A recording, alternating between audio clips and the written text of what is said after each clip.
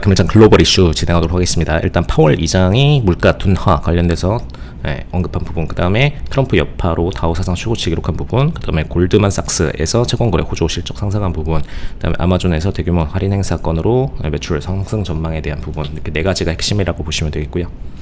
파월 의장이 이제 물가 둔화 관련돼서 뭐 큰 확신이 있다에 대한 언급 정도로만 시장에 대해서 평가를 하고 있는데, 최근에 이제 FOMC의 방향성에 대해서 어떻게 흘러갈지에 대한 부분을 시장에서 주요 쟁점으로 체크를 하고 있죠.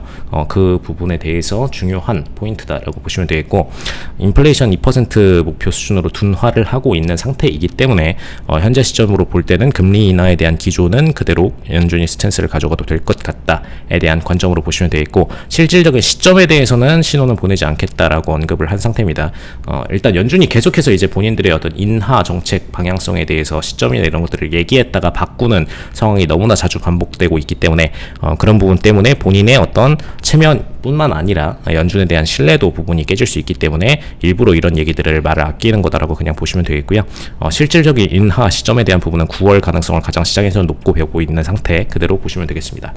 그다음에 두 번째 부분, 트럼프 여파로 다우 사상 최고치 기록한 부분. 어쨌든 이제 트럼프 피격 사건으로 인해서 트럼프가 사실 이제 오히려 마이너스가 될 수 있는 상황을 극적으로 마지막에 혈팅까지 하면서 플러스로 본인의 지지율을 전환을 시켰죠. 그렇기 때문에 현재 시점에서 바이든과의 대결 구도에서 보자면은 바이든은 철저히 어떤 건강 약화나 이런 부분들을 보여주고 있고, 트럼프는 지금 정반대의 이미지를 구축하고 있는 시점이기 때문에 이런 부분에 있어서 오히려 지금 굉장히 바이든을 확실하게 이길 수 있는 요소가 되었다라고 보시면 될 것 같고요.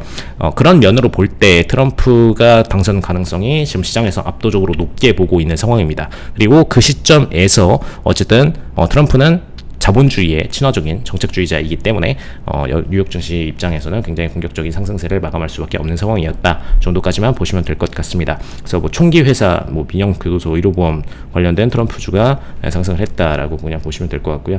총기 회사가 올라간 이유는 뭐 다들 아시겠지만, 뭐 총기 피격 사건으로 인해서 오히려 총기 관련된 규제가 아니라 총기에 대한 허용을 주장하던 트럼프였기 때문에 이에 대한 이미지가 오히려 더 증가를 했다, 오히려 수급이 더 증가했다라고 보시면 될 것 같습니다.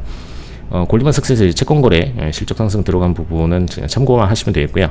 최근에 이제 증권사들이 고금리 상황에서 채권을 통해 가지고 본인들의 실적을 찍어내는 비중이 상당히 좀 증가를 하고 있는 건 맞습니다.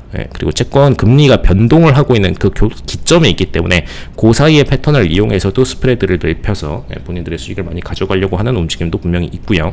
1년 전 12억 2천만 달러 대비해서 2배 이상 증가를 했다 정도 참고하시면 될 것 같고, 부채 인수로 인한 수수료 부분과 채권 거래 사업에 대한 성과에 대한 부분, 아무래도 이제 중개에 대한 부분도 반영이 되어 있다라고 보시면 되겠죠. 그래서 배당금도 올라간 상태다 정도까지 참고하시면 될 것 같습니다. 그 다음에 아마존에서 대규모 할인 행사 매출 들어갈 예정인데, 이걸로 인한 전년 대비 매출 전망에 대한 부분 참고하시면 그냥 될 것 같고요.